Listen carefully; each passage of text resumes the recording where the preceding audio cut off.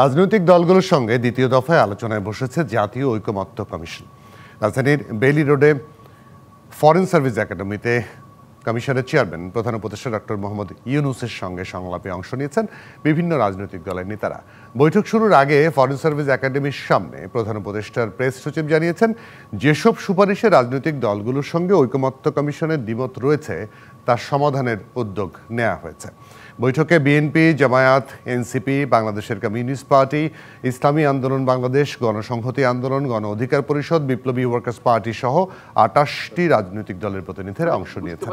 এর আগে ২০শে মার্চ থেকে ১৯শে মে পর্যন্ত ৩৩টি রাজনৈতিক দল এবং জোটের সঙ্গে ৪৫টি অধিবেশনে সংলাপ করে ঐকমত্য কমিশন।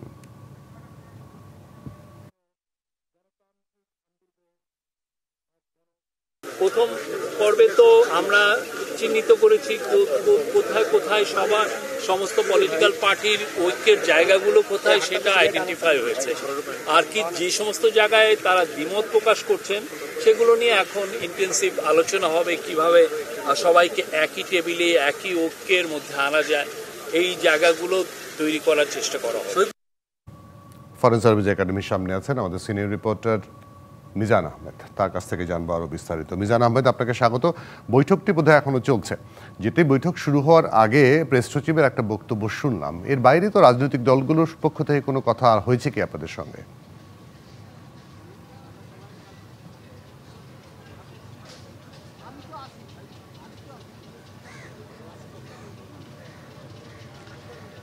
প্রথমেই কিন্তু প্রফেসর ইউনূস ৪ মিনিটের একটি বক্তব্য দিয়েছেন এবং সেই বক্তব্যে কিন্তু তিনি অংশগ্রহণকারী রাজনৈতিক দলগুলোকে সাধুবাদ জানিয়েছেন, ধন্যবাদ জানিয়েছেন যে তারা আহ্বানে সাড়া দিয়ে তারা এসেছেন। এবং সেই ৪ মিনিটের বক্তব্যের পর রাজনৈতিক দলগুলো কিন্তু তাদের বক্তব্য উপস্থাপন করছে। এবং একটি কথা আপনার মাধ্যমে জানাতে হয় যে যেহেতু ২৮টি রাজনৈতিক দল, সেক্ষেত্রে যদি ১০ মিনিট করেও তারা কথা বলেন সেক্ষেত্রে কিন্তু ২৮০ মিনিট সময় চলে আসে।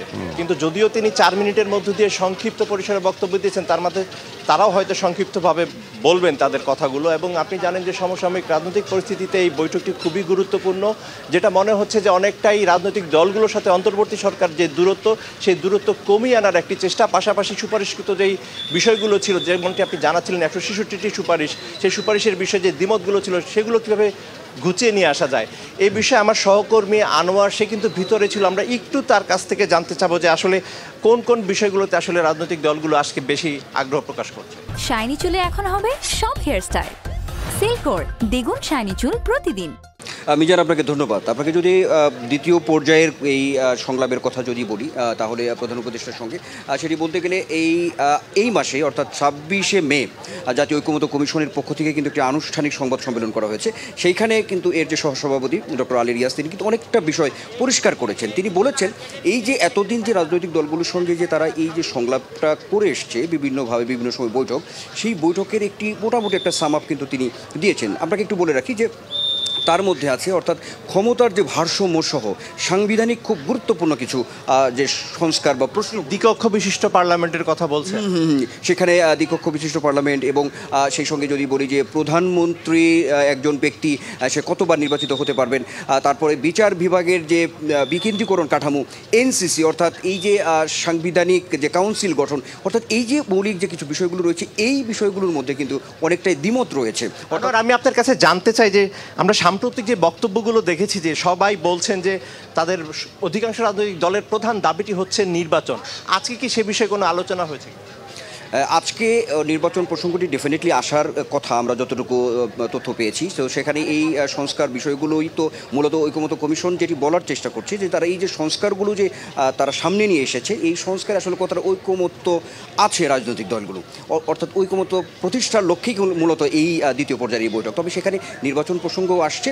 তবে আপনি নিশ্চয়ই জানেন যে এখানে প্রধান উপদেষ্টার যে প্রেস সেক্রেটারি, তিনিও কিন্তু প্রশ্নের জবাবে বলেছেন যে নির্বাচন আসলে কবে হবে তিনি আগেও বলেছেন, সেটি ডিসেম্বর থেকে জুন, অর্থাৎ কোন মাসে হবে সেটি সুনির্দিষ্ট তারিখ এখন পর্যন্ত তিনি বলতে পারেননি। অর্থাৎ আজকের যে বৈঠকটি শুরু হয়েছে সেখানেও ততক্ষণ পর্যন্ত তিনি গণমাধ্যমে যতক্ষণ কথা বলেছেন ততক্ষণ পর্যন্ত কিন্তু এই বিষয়টি ঠিক ওইভাবে সুস্পষ্টভাবে আসেনি। তবে ধন্যবাদ আপনাকে। আমরা আপনার কাছ থেকে সামনে আরও অনেক তথ্য নেব। যেমনটি জুয়েল শুনছিলেন, আনোয়ার বলছিলেন যে এই বিষয়ে আরো সুনির্দিষ্টভাবে হয়তো বৈঠক শেষেই বলা যাবে। এরই মধ্যে আমরা কিন্তু দেখতে পাচ্ছি যে আইনশৃঙ্খলা রক্ষাকারী বাহিনী তাদের মধ্যে একটি চাঞ্চল্য দেখা দিচ্ছে।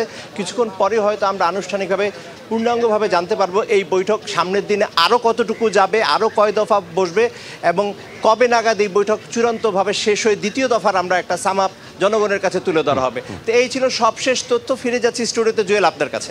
মিজান আহমেদ, অনেক ধন্যবাদ আপনাকে।